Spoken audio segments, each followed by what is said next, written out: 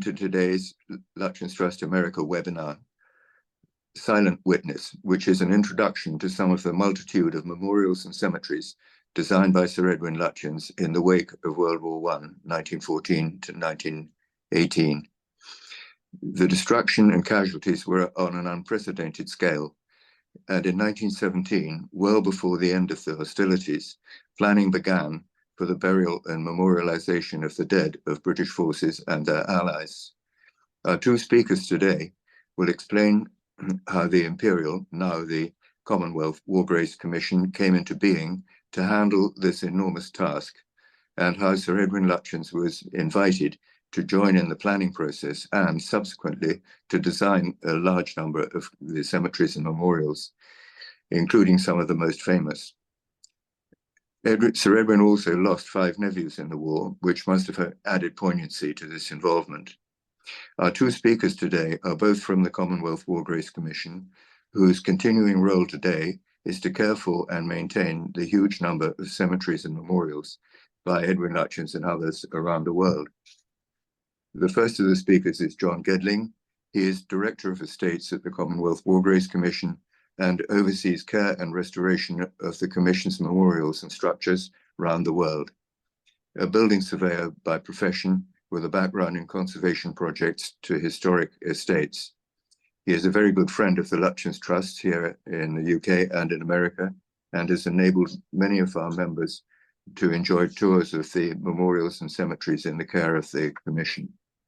Lynette Howson, who works with him, is an historian at the Commonwealth War Graves Commission. After some years teaching history in the USA and Australia, she studied history of warfare at King's College London. Who better then to join the Commonwealth War Graves Commission, where she writes and speaks about the cemeteries and memorials in the Commission's care, and also about the men and women they commemorate. So without further ado, I'd like, one other thing.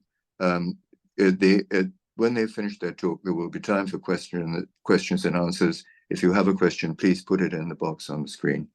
Thank you very much. Now over to John and Lynette. Thank you.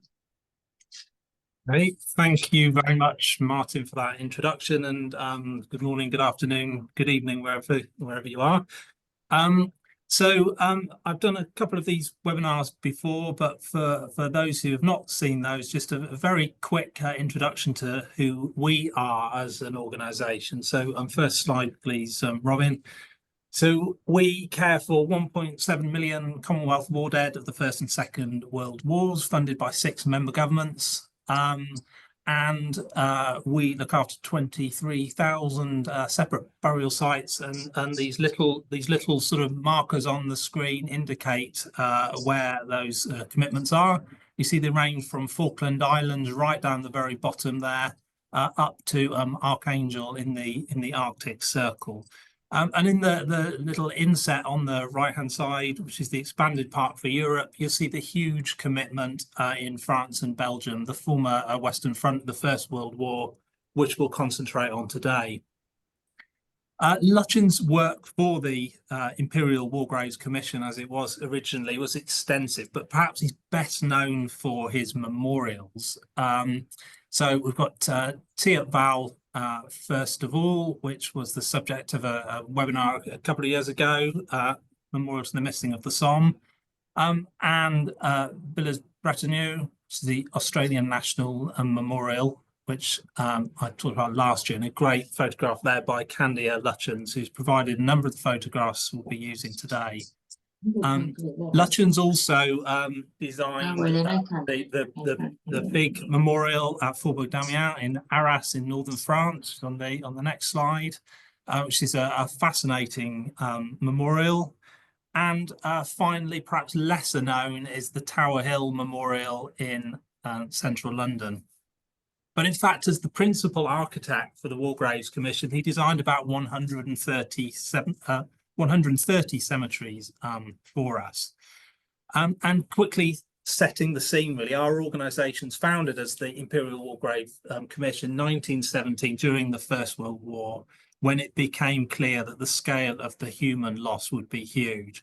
And the loss really was huge. So about 1 million men of the British Empire in the First World War something like 560,000 on the battlefields of France and Belgium were killed, and nearly 90,000 more died later from injury.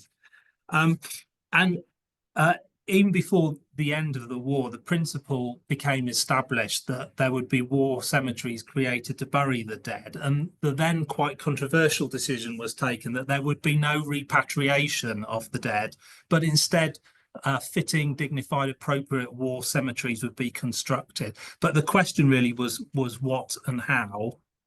And the War Graves Commission turned to these great architects of the empire to give their professional advice about what the design, could look like. So we've got obviously Edwin Lutyens, Herbert Baker, Reginald Blomfield, and joined slightly later by Charles Holden, who were our four principal architects. And what they and their teams achieved in the 1920s and the 1930s was absolutely staggering. But I think it's important to say early on that they were not alone. So in the next slide, you'll see an image of the drawing office in France, where 5 young architects were appointed. So George Goldsmith, who incidentally had worked for Lutyens before the war, with Arthur Hutton, Noel Rue, John Truelove, and Wilfrid von Berg. And they joined the established architect William Cowlinshaw and others. And I think we could do a webinar just on them and their work, because they designed a number of small cemeteries in their own right and had extensive involvement for the principal architects. And the extent of that really is slightly unknown. And then we'll talk quite a bit about this, about their role in the work. Yeah, we have indeed. I am really pleased that I can just wave a little flag for the assistant architects today, as I'm sure if the principal architects were here, they would wish to do so as well. The sheer scale of the Commission's work designing and building these formal places of commemoration after the First World War, not just on the Western Front, but around the world, as the map that you saw illustrated, was clearly far too much work for only 4 principal architects to oversee or accomplish.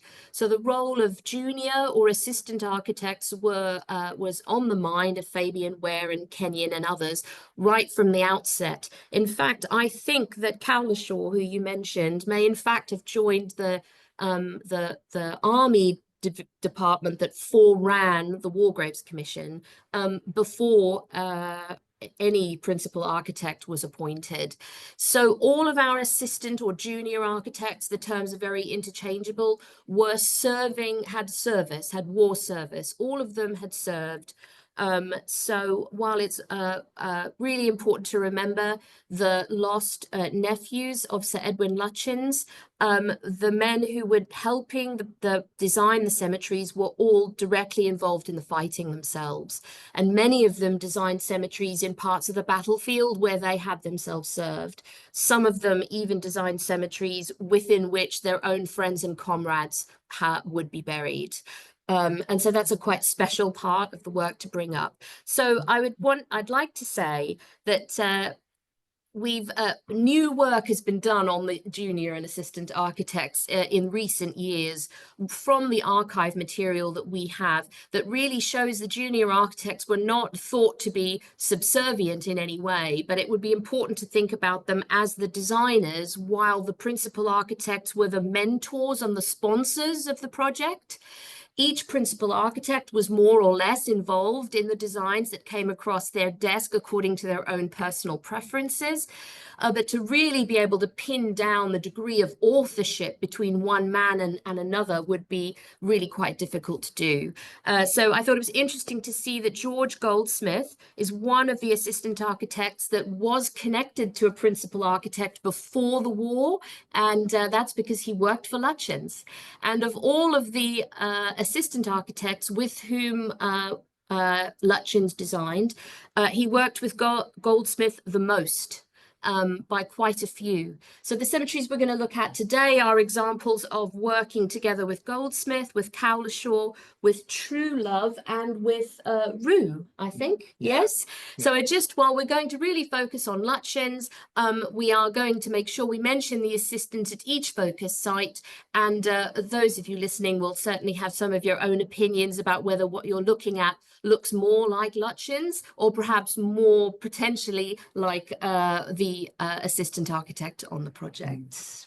Yeah, so we record 970 war cemeteries designed between the four and the assistants, and they range from the very large. So this is Wallencourt by Lutyens, so 3,400 burials, but also to the very small. So you'll see on the next slide, which actually is not one of Lutyens, our only one that's not, but I just like this photograph. And there are many, many cemeteries like this. It's tiny, it's in a field in rural France. And it's the sheer number of little cemeteries like this that's very poignant, because you can be standing in a cemetery like Wallencourt and look around on the horizon. You can sometimes see 2, 3, 4 or more other cemeteries. So the sheer scale, the sheer number is really extraordinary. And the design principles that were established are quite important. Well, firstly, all headstones would be the same regardless of rank or religion.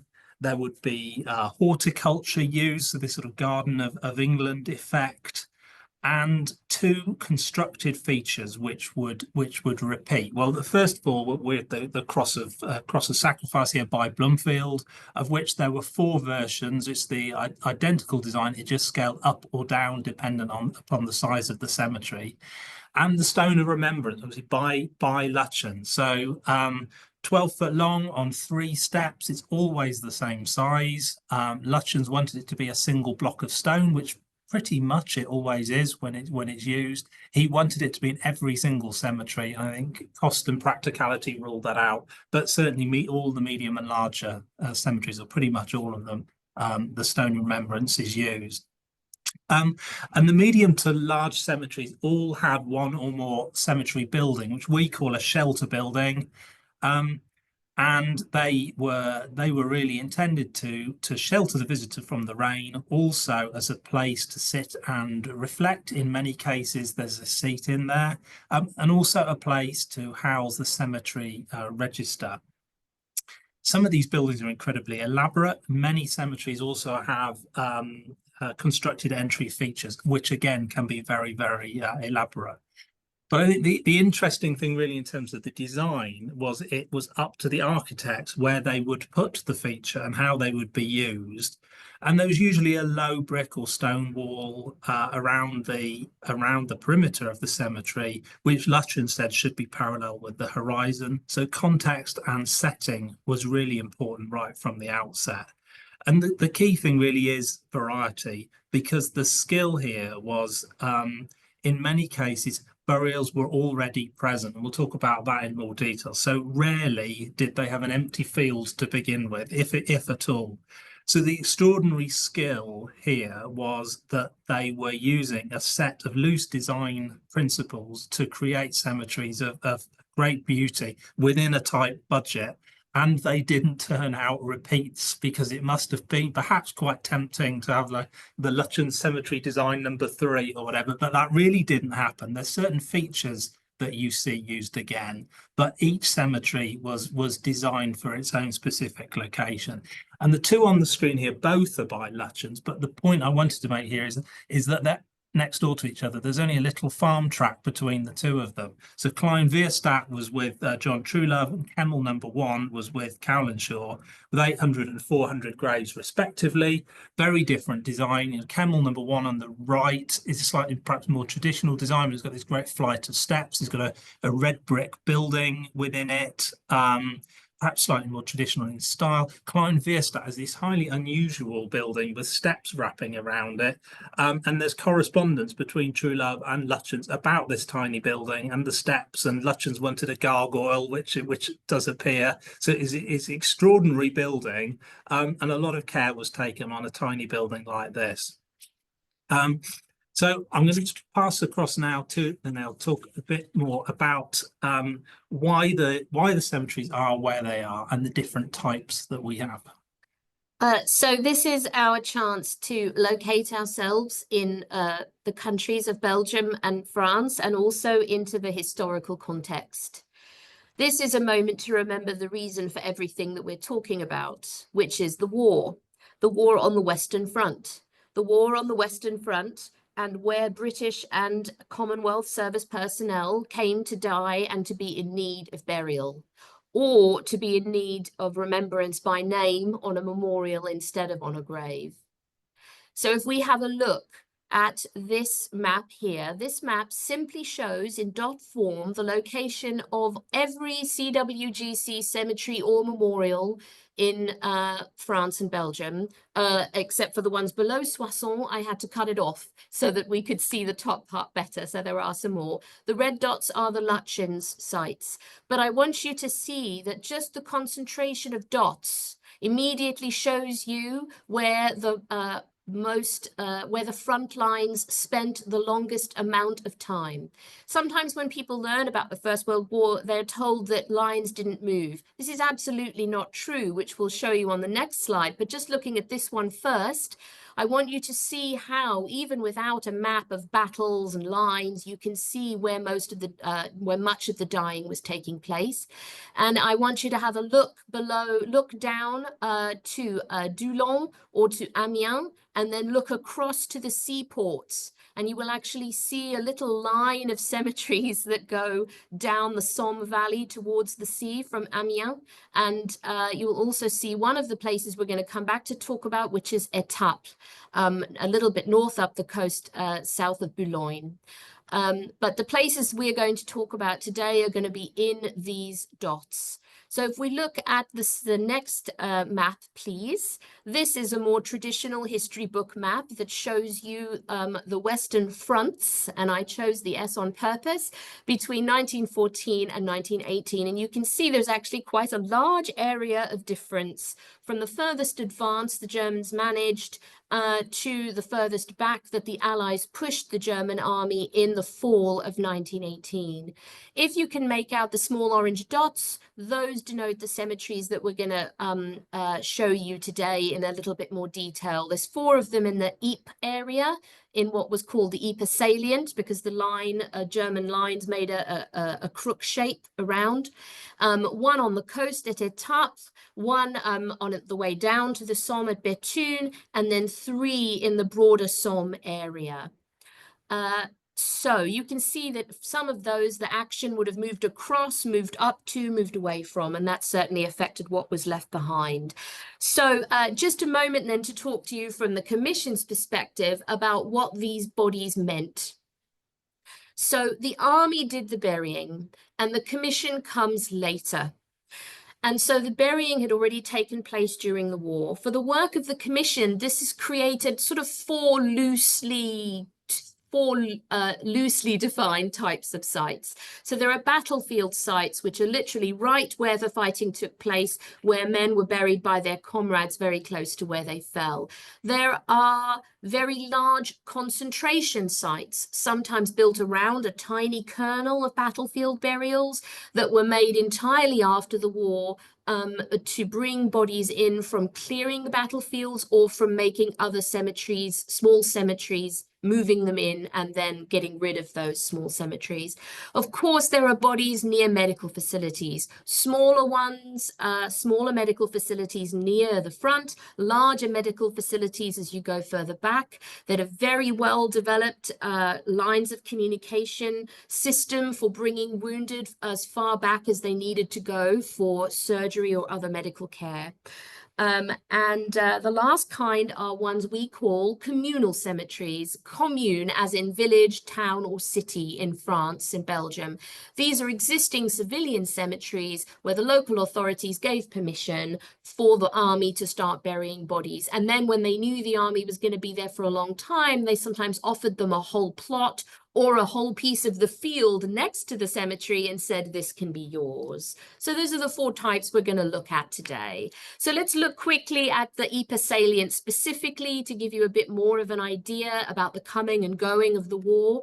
So here we have an example of a piece of the Ypres salient. You can see the different positions the armies were in through the war. And if you look here at the yellow dots, from the left to the right, you can see Kleine Weerstadt and Kemmel, number 1 French, really close together. And they were mostly behind Allied lines, but not entirely, because they were overrun in the spring of 1918. Then we move a little to the right. We can see Belgian Battery Corner. We can see a dot just to the south of Zillebeeke Lake, that's railway dugouts, and then all the way to the right above Sanctuary Wood, we can see what we pronounce in English, I'm not doing the Dutch, Hoog Crater.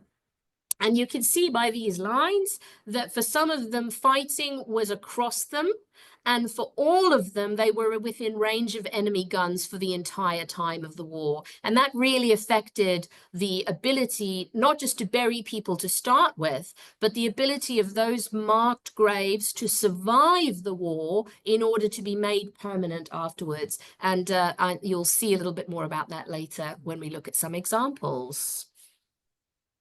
I think next. So our first example is huge crater, which you just saw on the map there of in the salient. So I'm going to kick off with a bit of historical context for this. This is an aerial photograph taken by the British during the war in the salient. This is the late war. I want you to have a look at the devastation that has been wreaked upon this landscape. You can see the lines of roads. They're not necessarily still being used as roads because you would be highly likely to be hit by artillery if you're on somewhere easy to predict. But you can see the shell holes and you can see some of the trench lines dug into the ground. So on this map is marked where today's cemetery is. And if you look at the left-hand corner along the road, the one that's, yes, the one that's not straight. That corner there in the cemetery couldn't have burials in it because of the underlying trench conditions. If you have a look on this aerial map, you should be able to see the trench I'm talking about going off to the left at the diagonal there.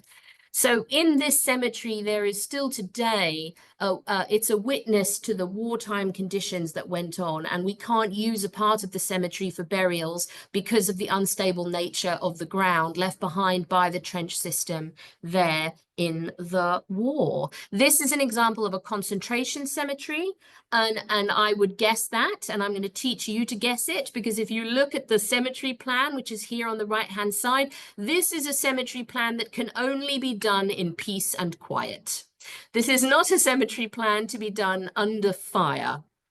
And so there were a few wartime burials here, but mostly this cemetery is bodies brought in from battlefield clearance when the war had moved far enough away to do so. And also the concentrating in of graves from other cemeteries that were not going to be kept and made permanent.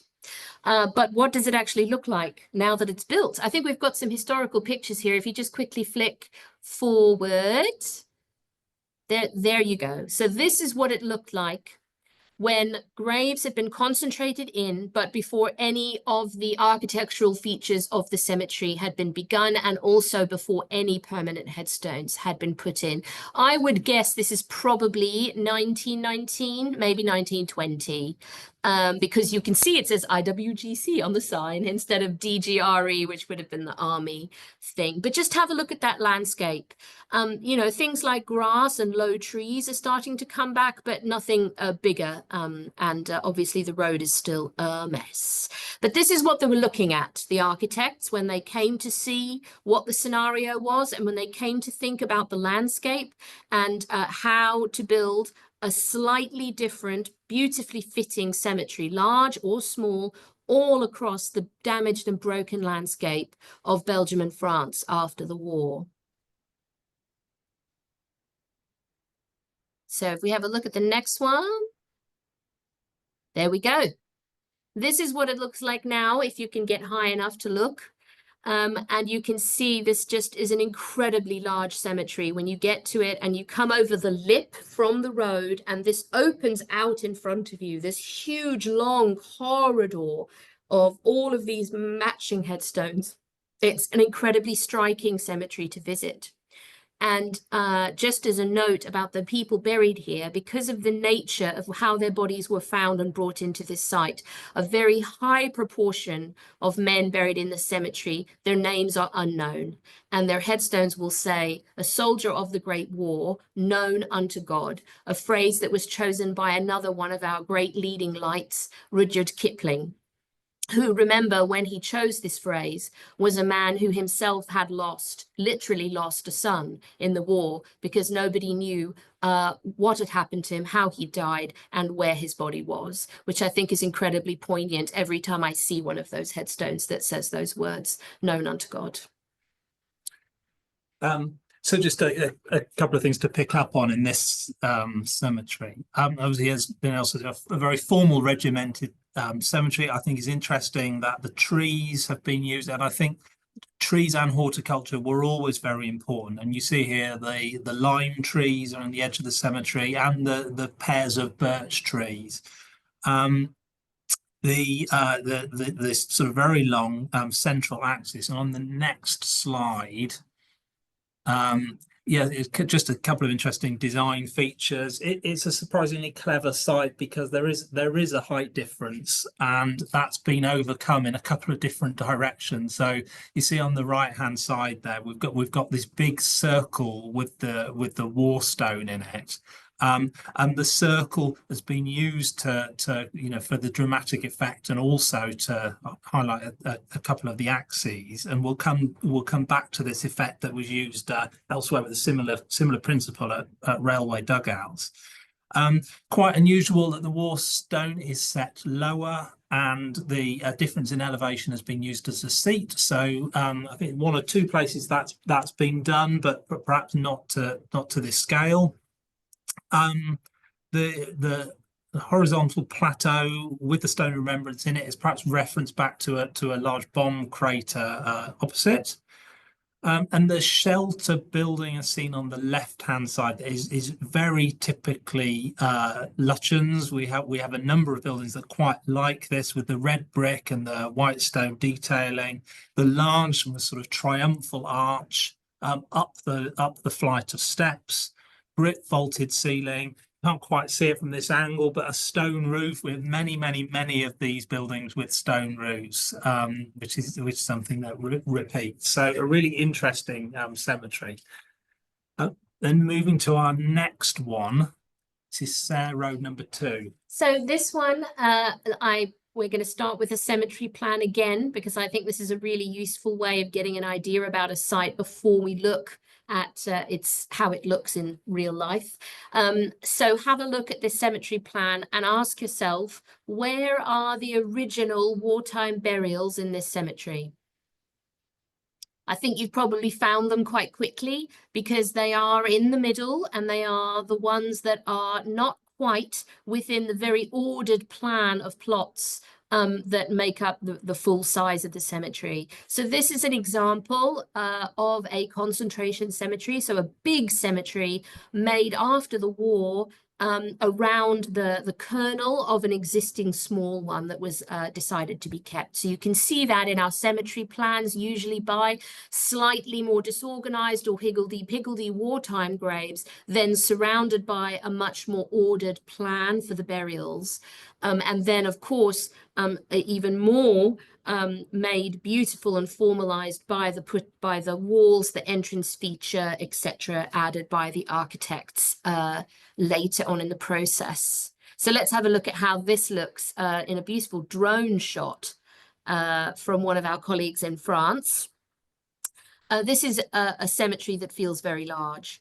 And I really, we were talking about why you chose this picture, and it's, I really like, in a way, the way that the snow smooths out the details of the countryside, which actually reminds me a lot of what it must have looked like right after the war, where, of course, the details of farming and houses hadn't come back yet, but the building of the cemeteries were, in a way, the most dominant structures in the landscape. But this is lovely. So the last thing I want to say about this one is, if you look to the back of the cemetery around the cross of sacrifice, you'll see that it's actually a very high curved wall between the two shelter buildings. This wall was there because it was a necessary overflow, an extra place for a memorial to the missing if Thiepval proved not to be big enough for all of the names of those missing on the Somme. So this was picked as the second site. It has not been necessary to use it, but it was asked of Lutyens and Roux that they create space for an extra memorial to the missing, and this is how they accomplished it at the back. The same thing was done in the Ypres salient, where they weren't sure if the Menin Gate memorial would be big enough for all of the names when the names were finally confirmed, which took several years of clerical work. And they did need the extra memorial in the salient, which is why we have another large memorial to the missing at the back of Tyne Cot Cemetery, not designed by Lutyens. But just in case, please don't go to the salient and visit it expecting it to be a Lutyens. It isn't. It's one of our other fantastic architects. So that's what I wanted to say about Serre. Yeah. So yeah, I mean, this cemetery really is huge, and I think that the second largest that Lutyens designed for us after attack, which we'll talk about in a moment. I think things just to comment on from a design point of view, again, the use of the trees, the walls, interestingly, just on three sides, not on the front. We'll come back to that shortly. Or there is the wall on the front is very, very low. Cemetery, again, the land slopes upwards from the road. The most significant feature here is really this huge gatehouse on the front. And the next slide, please, Robin, this is another great photograph from Candia. Shows this enormous sort of gatehouse, which is like two shelters linked by a portal. Well, we have a few a little bit like this, but I don't think anything quite so large. Interesting, Noel Roux, who was the assistant architect, used something very similar for Serre Road number 1, which he designed himself just along the road. So this building, again, up a couple of steps from the road, you walk in, you stand under the arch, and this vista of this enormous cemetery stretches out in front of you up to the cross of sacrifice at the back. So the building stands on a plateau. The thing about this cemetery really is it connects to this extraordinary beautiful landscape around it, and you can see a number of cemeteries from this one. So I think that the absence of the wall at the front may have been partly a reflection of the topography of the land, but also perhaps you would stand at the back at the cross of sacrifice and have this view out back across that building there onto the wider landscape in front of the cemetery. Again, in terms of the design, the stone roof reappears, which they're very beautiful. I have to say they're not the most practical to look after. The stone roof was used by all of the architects to one extent or another. So we have a few challenges of looking after it. Often the stone is just on top of a concrete core. But yes, remarkable buildings and you know, very, very solid, but very beautiful in their own right. So this is one of the larger cemeteries that is against Lutyens' name. But the next one we're going to look at is actually, it is our largest single cemetery in France. And it is at a place that some of you may never have heard of. Certainly, unless you have well read on the First World War, you sometimes haven't, but it is our largest site in France, Etaples. So let me explain why. During the First World War, the area around what had been a very small fishing port of Etaples on the coast of the Channel became the largest British military base in the world. Commonwealth Army training and reinforcement camps, and an extensive complex of hospitals occupied the sandy plains, the dunes, and the fields. In May 1915, this site was picked as a cemetery for servicemen and women dying in hospital, all while serving in that huge military base. So it is now the burial place of more than 10,000 First World War servicemen and women from Australia, Canada, India, New Zealand, South Africa, and the United Kingdoms. And that means the forces of those countries, not necessarily the countries themselves, their actual countries of birth or living will be a much, much longer list. Those are just the armies that they were serving with when they died. And all branches of service are represented, so Army, Navy, and Air Force.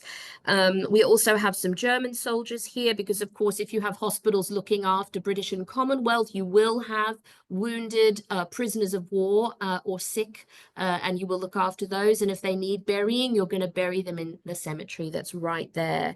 And I think the thing that really strikes me about this place is if you think about the fact that in this area, there were over 20,000 hospital beds. That's how big the base was, just from a hospital perspective.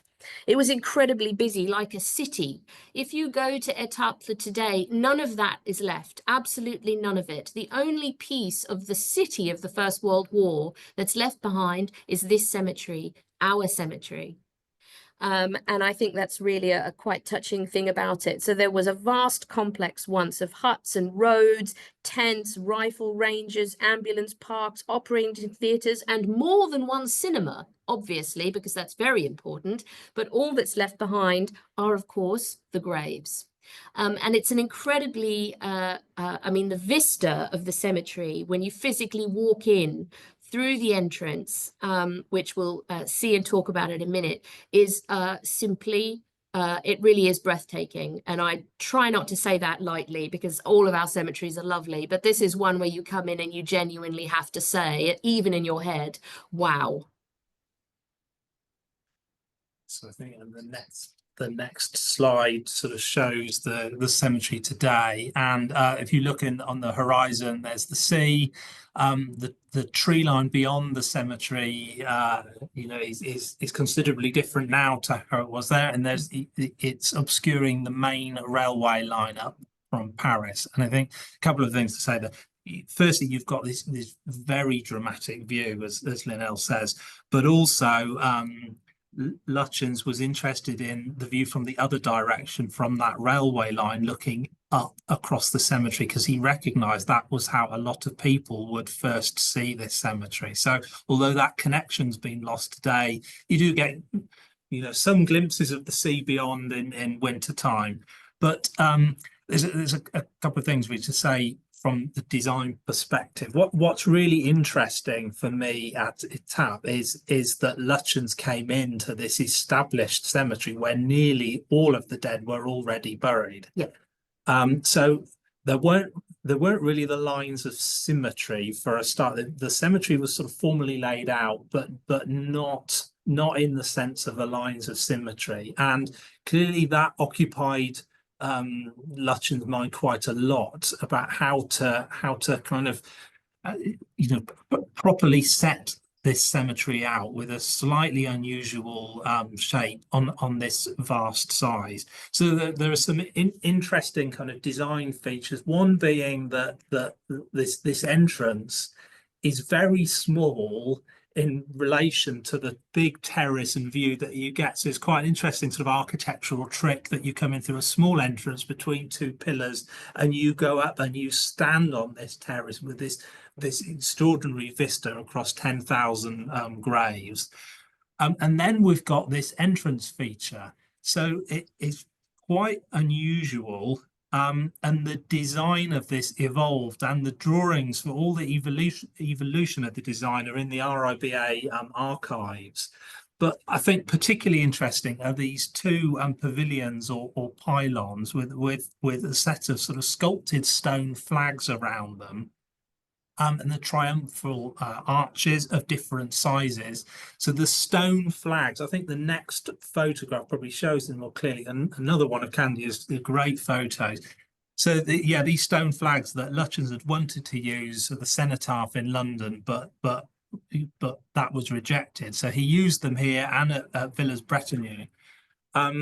And interestingly, I read that he wanted granite shafts for the flags, and the contractor during the construction queried whether the granite would have been robust enough to support the flags, and the commission's engineer checked the design and slightly changed the fixing of those flags. So that was perhaps quite a bold decision, but they're absolutely beautiful and extraordinary. And Lutyens described these buildings in a letter to his wife as two pavilions, sentinels watching over the war stone. And he created was like a route around the cemetery with a plateau at the back of the cemetery as well. So really a very, very clever design, and I think one of the finest works he did for us. So the next cemetery you're looking at then, Highley Station. Yeah, this is a smaller hospital cemetery. If you think the reason for it, Thiepval, is because of the large number of hospitals. This is also a medical site, but it's much smaller. It's much closer to the battlefront. This is on the Somme. The reason for its placement is told to you in the name. There was a station or a halt on the railway line that was going away from the Somme battlefields, hospitals were established there, and the men that were dying in those hospitals were put into this cemetery. You can see that from the plan that it's a hospital burial site because it's fairly organized, but it's not organized by someone who used a slide rule necessarily. So when it came time for the architects to decide what to do, they had the usual constraints. How much land were they being given by the French or the Belgian authorities around the existing burials?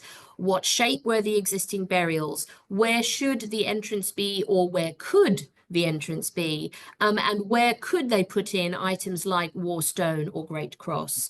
What's interesting here, and I know we want to do this quite quickly because there's a few more we want to have time to go through, but if you look, if we look at the photograph, you can see that there is a fairly unusual thing here, which is like a colonnade entryway, which is the thing that we wanted to talk about for this site. Yeah, really, it's sort of quite unusual. Very, very large. So 5 arched openings with rectangular openings either side, and the along the back. This photograph shows it better. You know, through the arches you see these little plaques, and there are about 117 regimental badges that were incorporated into the wall. And to be honest, we're not quite sure why. So yes, we've had some discussions about this, and I've talked about it before while training our cemetery guides and taking tours and things. This is a fairly unusual feature to see in a Commonwealth War Graves Commission cemetery. Our headstone badges, well, they belong on the headstones, but the reason, well, maybe not the reason, one of the potential reasons for the choices of putting headstone badges in this building is that many of the headstones in the cemetery do not have space for the regimental badge to appear, because 2 or 3 names have to go on the headstone. As you can see, if you use our single width headstones, which you're looking at in this photograph, there is a limit to how much information can fit on those headstones. So if you've buried 3 men together in one grave space for issues of space or time, then when you come to put up a proper headstone, you won't be able to do more than write the 3 names. So that's one of the suggestions that people have to explain this. I do wish we had more correspondence and more ideas behind things left in our archive, but we tend not to. So this might be something we can only make assumptions about. Yeah, and just the final point is the colonnade also serves to bring the visitors in. They enter from, you see the cars on the right hand side of the photo, lead the visitors in, and at the last arch you stand, you turn, and you see the path and the axis across to the war stone opposite. Yeah, so it looked to us a bit like it was sort of being used in a way to balance the features in the cemetery, because it's drawing the visitor in before showing them the direct line to the war stone, and therefore it links those features a bit better than if they just came in an entrance and could then turn either left, right, or straight as they chose. So to look at the next one that we have, please. This is Railway Dugouts, Burial Ground. We are now back in Belgium. I want you to look at this cemetery plan, which tells you a lot of the story of the cemetery. First, at the back, you'll see the railway line.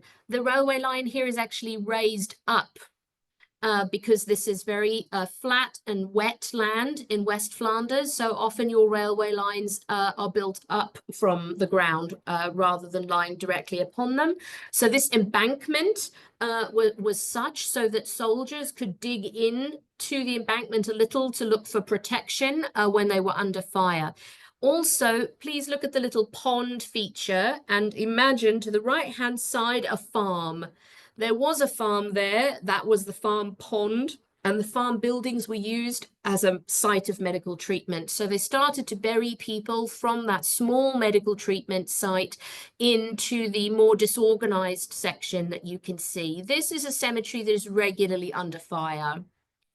You can see a slightly more organized group of graves in the middle. And actually, if you go visit, these are really by date. You can literally walk down the rows and see the units that were in this part of the line. And when they came to die, they're in date order. And then you can see that 2 perfect circles. And those 2 perfect circles tell you that that is a post-war design choice. Nobody is burying people in perfect circles. And that's actually one of the reasons why they're there. One of the ways we as the Commission remember people who died is if we know that they died and were buried in a cemetery, but wartime conditions destroyed the marker to prove where the grave was. We can put up a marker, but we write on it, known to be buried, believed to be buried near this spot, and other words like that. In the circles in this cemetery, those circles are made up of those special memorial headstones to men known to be buried in the cemetery or believed, but whose graves could not be marked after the war with any certainty. And the Commission was very concerned about not allowing relatives to feel they were visiting a real grave if it wasn't. So we put up the special memorials instead. So let's have a look at how, we've got the cemetery in the landscape. So see pond. So, and you can also see the railway embankment there behind the cemetery. So this is late enough in the war that really the farm buildings have been quite heavily affected. But if you go there today, the farm buildings are all back where they were at the time. But let's have a look at how the cemetery was made out of the wartime destroyed landscape. Here are the circles I was talking about, which is an incredibly, to me, it sort of evokes a little bit of those shell holes that we just saw in the aerial imagery of the landscape. Yeah, and just on the next photograph as well, you see, a very unusual shape of cemetery, highly irregular layout of the graves. The circle has been used again to create 2 axes from this double cemetery entrance. So quite interesting. One axis leads to the Stone of Remembrance, the one we can see there. And the change of direction with the wide circles, as we saw previously, that Lutyens, a device Lutyens used in his gardens and elsewhere. And the Warstone sits in the middle of the large circle there. So yeah, really interesting, unusual layout. Yes. So let's have a quick look at the next one. This is what the example we picked for a battlefield site. So this is really right on the battlefield, and it was named after a battlefield position for a Belgian army artillery battery. So when they started to bury people here and people needed to write down on a map what it was called, they said, oh, well, that's the cemetery over by the Belgian Battery Corner. And we still have that wonderful piece of the history of the war in the name of the cemetery. And just a note about the men buried here, in an interesting change to many of our sites, many of the men buried here were actually artillerymen of the British and Commonwealth forces. But if we have a quick look, this is how it looks in person. And you wanted to talk about do we want to look at the next picture? Yeah, let's look at the next picture because, existing cemetery evolved without a formal design. There was also a level change here. cross and stone were placed at either end of a central path to create a central axis. And there's a small plot behind the cross of sacrifice on the left-hand side of this photograph, and it's just quite interesting that the cross was used to sort of wrap the steps around it to lead to this smaller area with the wall around it. And as I was saying earlier, the cross and the stone of remembrance, it was up to the architect how they were used, and they were often used very cleverly. And I think this is a great example of that. I really love the little wraparound Yeah. stairway. I haven't seen a great deal of those. That's a really nice example. Yes, yes, beautiful, beautiful. So the last two we wanted to show you are the fourth category of commissioned sites, which would be sites in communal cemeteries, so village cemeteries, town or city cemeteries. And in this case, the quite large town of Bethune granted the British Army authorities a section, an unused section of their town cemetery, in order to effect burials of service personnel into it. And so those you can see were done therefore in quite an organized way, because it was going into a cemetery that already had some organization. And was quite an interesting building here in terms of is it a shelter? Is it not a shelter?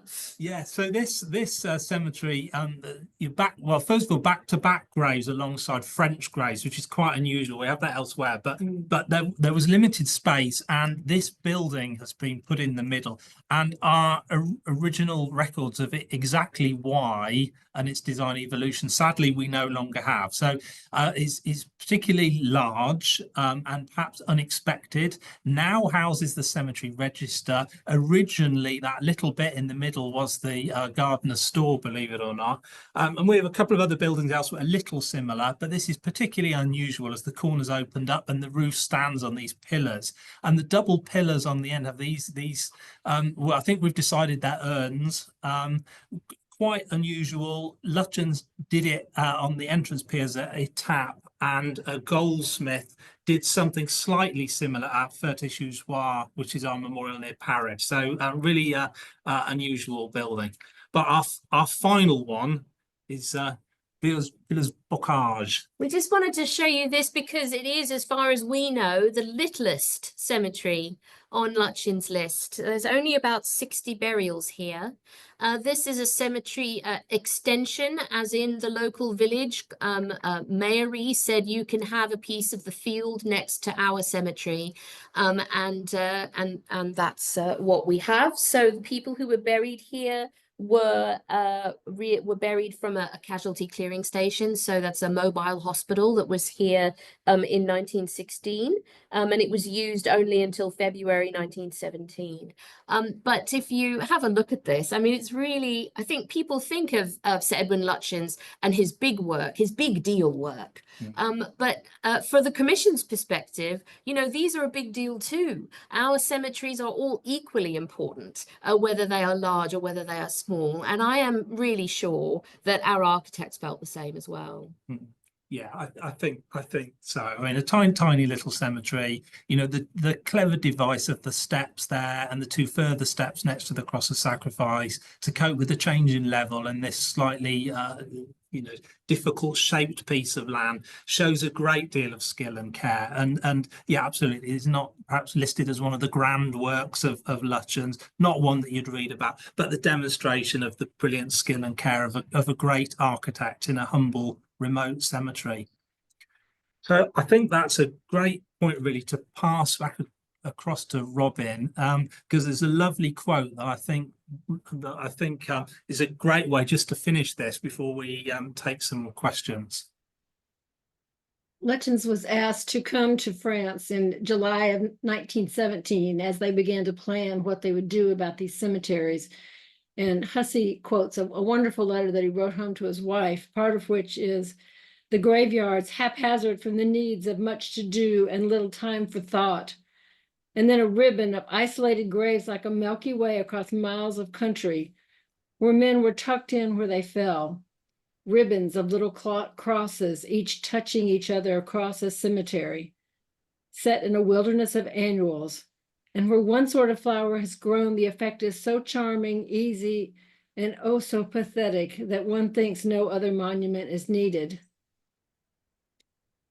Evanescent, but for the moment almost perfect, and how misleading. So that was, he was very moved, and it shows in his memorials. Lovely, thank you, Robin. Fascinating. That's a great way to finish. So just a slide at the end, a little bit more about us.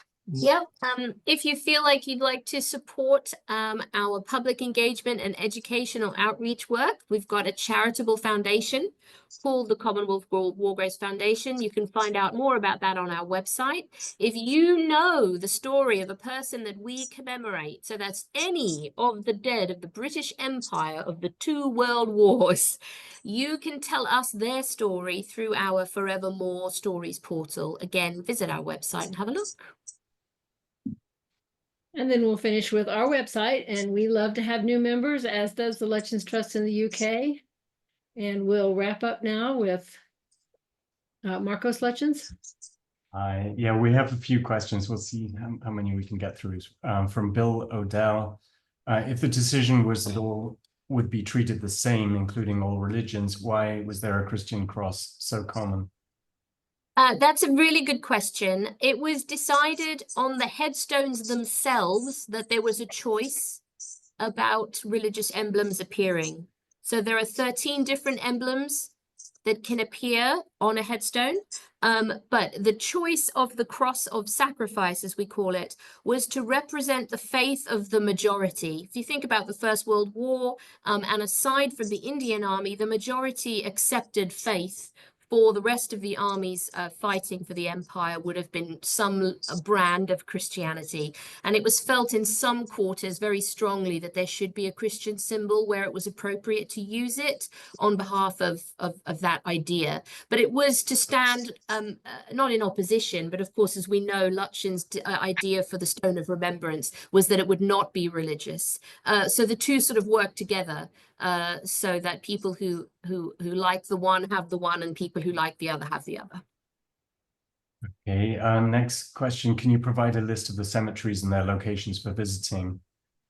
Can they all go on the Trust website? I can answer the second question, that we're building this project called the Gazetteer, which will, which has already begun to show and mark all these memorials, but I think it's also on the War Graves Commission website, correct?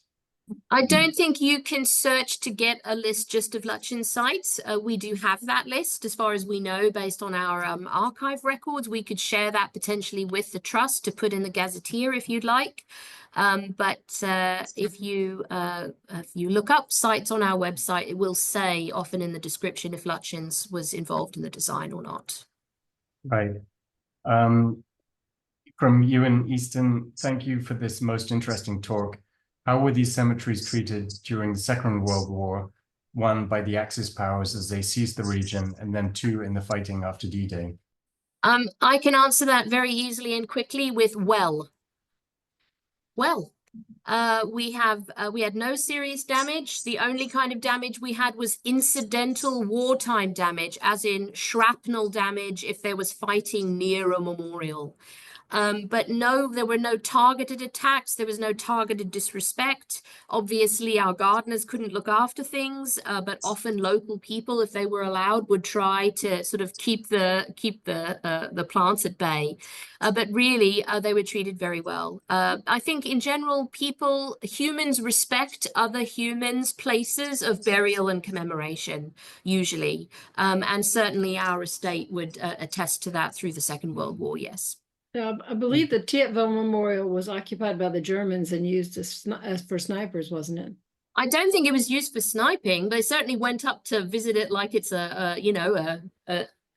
Yeah, there was some graffiti up there. I think I think it was pretty. It may well have been used in some form. I think we've got, there was a little bit of damage at Villers-Bretonneux, perhaps with the tower used, but yeah. how much and to what extent? So the shrapnel damage, the fighting damage we know about is Villers-Bret and also Neuve-Chapelle.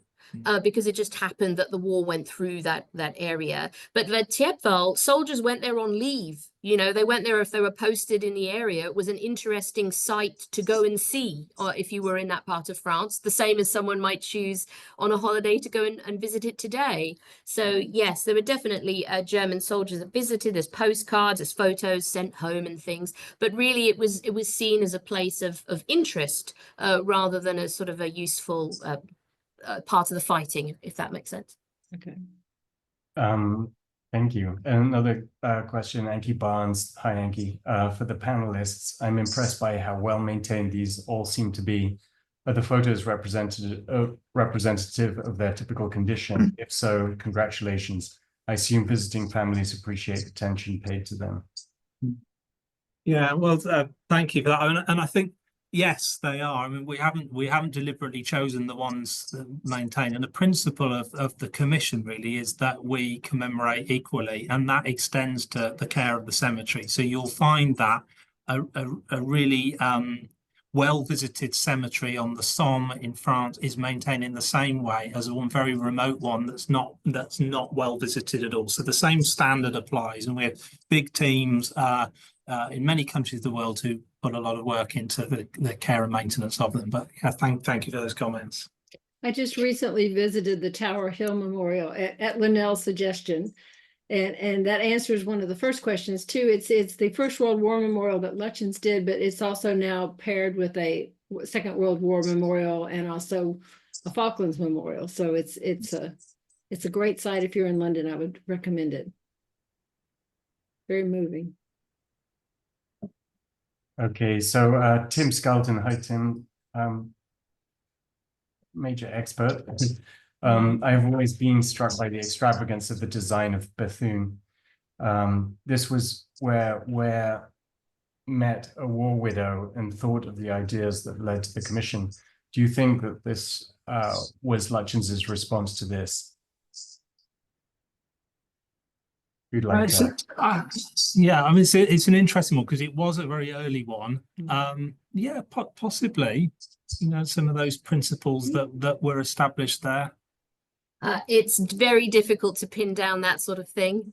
Some of these, especially because we don't have really, you know, letters or minutes of meetings or successive designs so that you can compare some of the ideas coming through. It's one of those things as a historian that you really wish you could go back and tell people to keep more things that explain why they've done things. Please, could you write down why?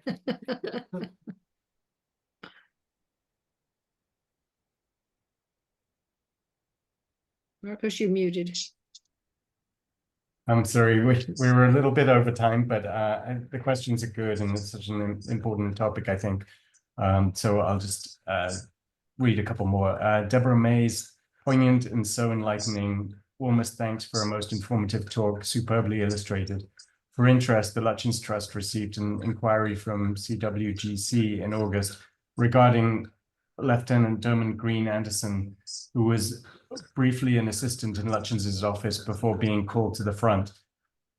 The CGWC were assistant, seeking any information that the trust might have that they might use in his service of commemoration. His name was new to us then, but we have since discovered that he trained as an architect in Liverpool.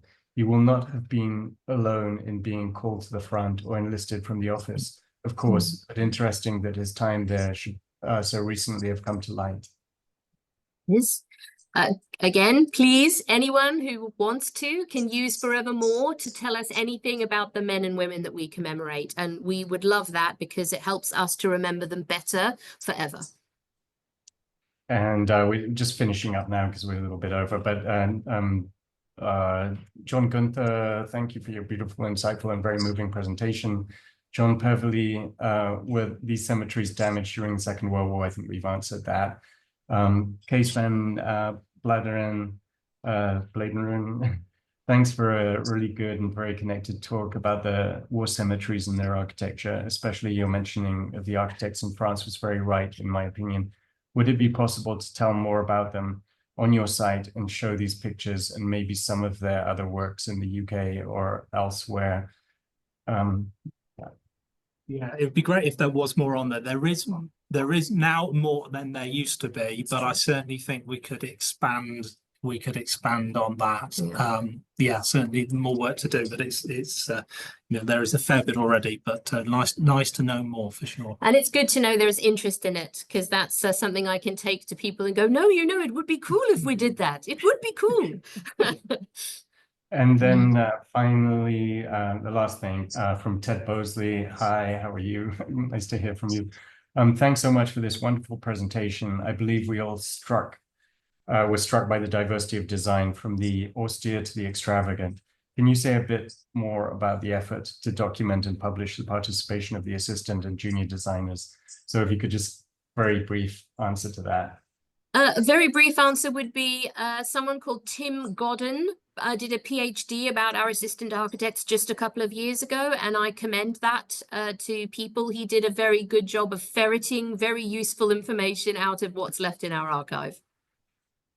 Fantastic. Okay, so thank you so much. And just to round things off, thank you for joining us on this webinar. I just put the links in the chat for the Lutyens Trust America and Lutyens Trust. If you'd like to join as members, we'd really appreciate that. And thank you very much to the amazing presentation today. And hopefully you'll see us again soon on the next webinar.